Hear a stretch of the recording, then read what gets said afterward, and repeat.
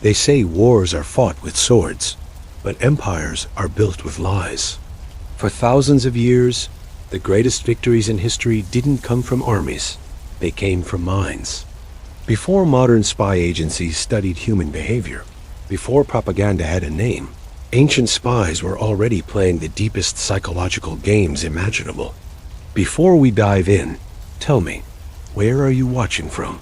And what time is it right now? Don't forget to like, share, and subscribe, because this story, the one you're about to hear, will show you how ancient intelligence mastered the human mind long before Freud or Sun Tzu ever put it into words. Long before the word psychology existed, ancient agents understood one terrifying truth. People are predictable when afraid. The earliest spies didn't just collect secrets. They engineered emotion. They could turn courage into hesitation, loyalty into betrayal, and belief into doubt, all without drawing a single blade. In the palaces of Mesopotamia, scribes weren't just recording history. Some were decoding human behavior. Clay tablets found in the ruins of Mari reveal that Babylonian envoys were trained to read hesitation in the king's voice to interpret the pauses between his words and to mirror his emotions so perfectly that he'd lower his guard without realizing it. It was emotional mimicry, 3,000 years before psychology gave it a name. And in Egypt, under the watchful eyes of the pharaohs, spies used rumor as a psychological weapon. One message, whispered through the right servants, could bring down an entire general. The ancient Egyptian messenger network wasn't just about communication, it was about control. A scribe could seed a false omen, claiming the gods had withdrawn favor from a rival, and within days the target would find himself isolated, doubting, paralyzed by fear of divine disapproval. Every ancient civilization that learned to rule, learned to deceive. But few studied the mind as deeply as the Persians. When Cyrus and Darius built the Persian Empire, they didn't just conquer territory, they conquered loyalty. They used spies not to gather intelligence, but to test character. They'd send false envoys to courtrooms, false advisors to generals, each one armed not with weapons, but with stories. They discovered what we now call the anchoring effect. When an agent presented an idea first, it became the reference point for everything that followed. A Persian informant could suggest that a local governor was plotting rebellion, and even if the idea was dismissed, the seed was planted. Weeks later, when a small mistake occurred, it confirmed the suspicion. The psychological trap was complete. This was the foundation of early intelligence psychology, the control of perception. But no one perfected the art of deception like the Greeks. They didn't just study the mind, they celebrated it. In the city-states of Greece, spies were philosophers in disguise. They understood that if you wanted to win, you didn't have to kill your enemy. You just had to make him destroy himself. Consider the story of Themistocles, the Athenian general, who outwitted the mighty Persian fleet at Salamis. When Persia's armies invaded Greece, Athens was doomed. Yet Themistocles didn't rely on brute force. He sent a double agent, Sisinus, directly to Xerxes, pretending to betray Athens. Sisinus confessed that the Greek alliance was fracturing, that they planned to retreat by night. Xerxes, believing the lie, sent his fleet to block their escape, only to trap his own navy in narrow waters where the Greeks were waiting. Themistocles didn't just predict Xerxes' move, he controlled it. That was psychological warfare in its purest form. Even centuries later, the Romans studied such manipulation obsessively. The Roman intelligence network, the Frumentarii, were experts in emotional engineering. They learned how to use confirmation bias to their advantage. Tell people what they already want to believe, and they'll defend your lie as if it were truth. A Roman agent could infiltrate a senator's circle, not by force or threats, but by flattery and affirmation. They'd agree with his fears, validate his ego, and then feed him exclusive intelligence that guided his decisions. The senator, convinced he was informed, became a puppet without ever realizing it.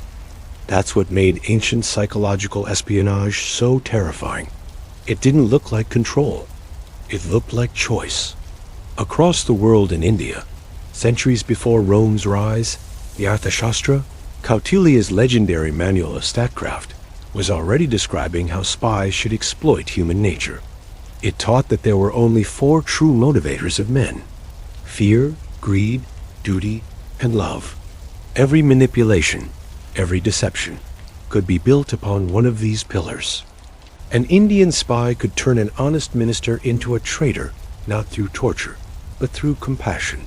They would approach him disguised as a desperate friend in need, planting an emotional bond.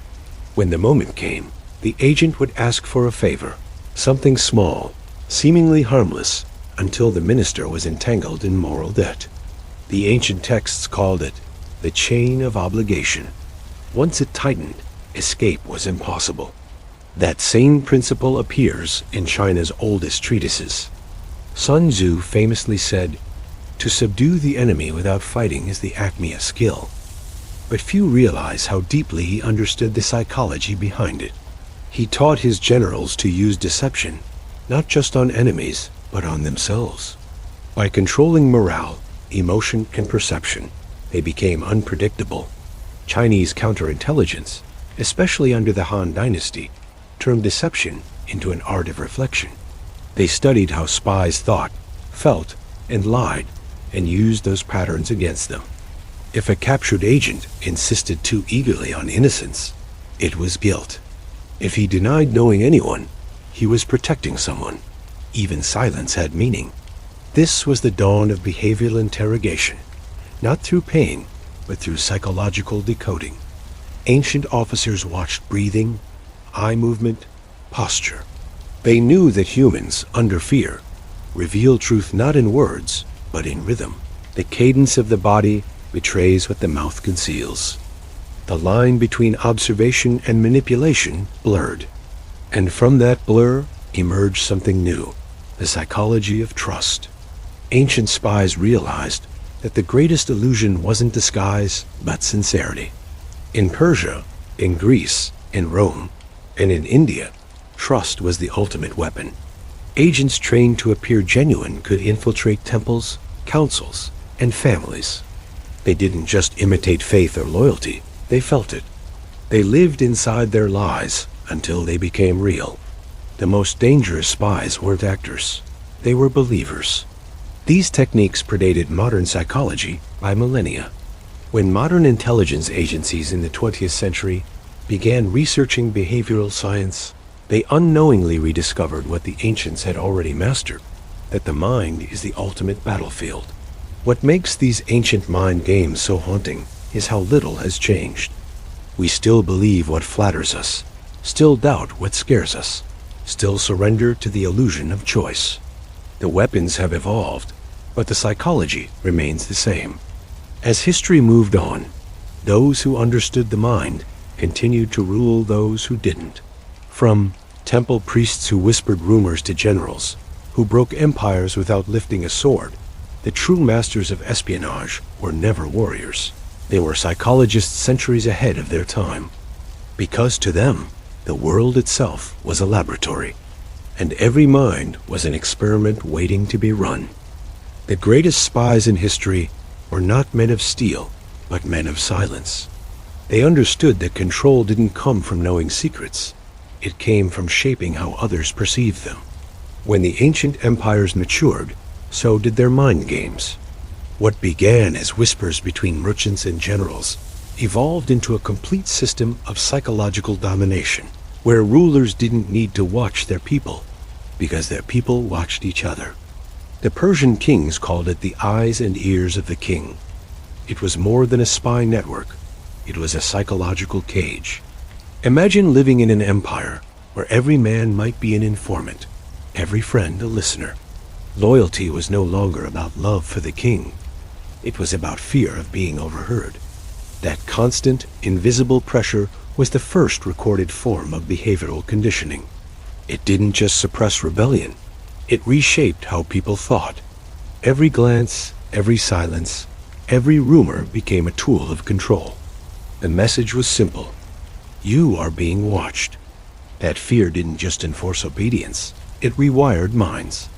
People began censoring themselves before anyone else did. The perfect spy network is one where you don't need spies anymore, because people have internalized them. Across the sea, the Greeks took a different approach.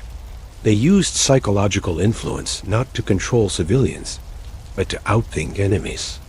Athens, during the height of its empire, was a laboratory of persuasion. Their envoys were trained in rhetoric, so sharp it could turn treaties into traps. They understood the concept of framing. If you control how a story begins, you control how it ends. When the Athenians negotiated peace or alliance, they didn't just argue facts, they shaped emotion. They'd present decisions as moral choices, forcing rivals to feel that resistance was dishonor. The same tactic appears in Plato's Gorgias and Aristotle's rhetoric, an art of persuasion that blurred the line between truth and belief. Even in war, Greece used psychology as a weapon. At the Battle of Marathon, Athenian soldiers faced a Persian army many times larger. Yet historians record that the Greeks ran toward their enemy, shouting war cries that made the Persians think they were possessed. That one psychological illusion shattered the Persian morale before the first sword was drawn. From Athens to Rome, fear and perception became instruments of empire. The Romans mastered it like a science. Their intelligence officers, the frumentarii, did not just gather information. They studied behavior. They knew that fear was most effective when invisible. The Roman Senate never saw spies in uniform. They saw loyal citizens, merchants, servants, all whispering reports upward, creating a society where truth was a weapon no one trusted. Roman generals learned how to induce paralysis through uncertainty. Before invading, they spread conflicting rumors. Some said they'd attack from the north, others from the south. Their enemies froze, unable to act decisively. It was the ancient equivalent of psychological fog, a weapon of confusion. One of Rome's most dangerous tools was the public spectacle. Executions, parades, even triumphs, all of them served the same psychological purpose, to project invincibility. A citizen didn't obey Rome because he loved it. He obeyed because Rome seemed eternal. The illusion of permanence is one of the oldest psychological controls in history. Meanwhile, in the East, Chinese strategists under the Han Dynasty were transforming espionage into what we now call cognitive warfare. The philosopher Han Fizi wrote that a ruler should never show emotion, because emotion was data. Spies could read anger, joy, hesitation. A calm face was the ultimate counterintelligence tool. His writings predicted, thousands of years early, the psychological principle of effective neutrality, the ability to suppress outward emotion to maintain power. Chinese intelligence officers used subtle psychological tests to determine loyalty. A servant would be asked to deliver false news to see how quickly it spread. A general would be fed a rumor about his own replacement, not to punish him, but to watch how he behaved afterward. Their reactions revealed who they truly were. The Arthashastra in India went even deeper. It treated espionage like psychology with divine precision. It divided agents by personality type, ascetics, merchants, artisans, courtesans, each chosen to exploit specific weaknesses in their targets. If a king's minister was proud, he would be approached by a spy disguised as a scholar praising his intellect. If he was greedy, the agent would appear as a trader offering secret wealth. If he was devout, a holy man would tempt him with prophecies. Each deception wasn't random. It was custom engineered to his psyche. That's not fiction. It's detailed in Book I and II of the Arthashastra, the oldest manual of psychological profiling in statcraft. Long before Freud, Jung, or behavioral science, Indian strategists had already categorized human drives and built intelligence systems around them. And behind all these systems, one idea echoed across civilizations. If you understand how someone thinks, you don't need to fight them. You can simply guide them. The ancient spies were, in essence, the world's first behavioral scientists. They learned through observation, manipulation, and repetition. They studied fear like others studied astronomy. They tested loyalty like alchemists tested metals. And from those experiments, they built empires. But the most chilling part is what came next, when rulers began using psychological espionage, not against enemies, but against their own people. In Rome, emperors like Nero and Domitian turned paranoia into governance. Informants were paid to report even casual words against the crown. The result was a society where silence was survival. Citizens learned to lie convincingly, to perform loyalty, to become, in effect, their own spies. In ancient China, Emperor Wu of Han institutionalized this same fear under the guise of internal security. Citizens were rewarded for reporting corruption, but soon, false accusations became political weapons. The line between spy and citizen dissolved. Everyone became both predator and prey. The real genius of ancient psychological espionage wasn't deception. It was self-deception. The state didn't need to force obedience. People internalized the lies until they became truth. That was the final evolution of mind control, when belief itself became the cage. Modern intelligence agencies, from MI6 to the CIA, often claim their roots in modern science, in behavioral analysis, propaganda studies, social engineering. But history shows that the blueprint is far older. The ancient world wrote those manuals. They simply wrote them in clay, papyrus, and stone.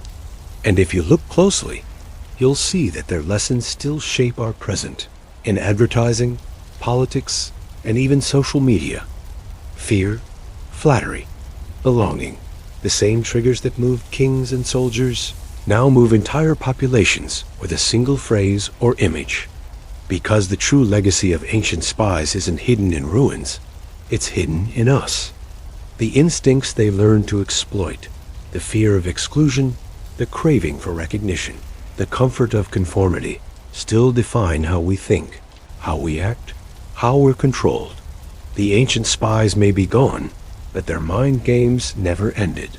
They've simply evolved, wearing modern faces, speaking modern words, but using the same timeless psychology that built empires from shadows.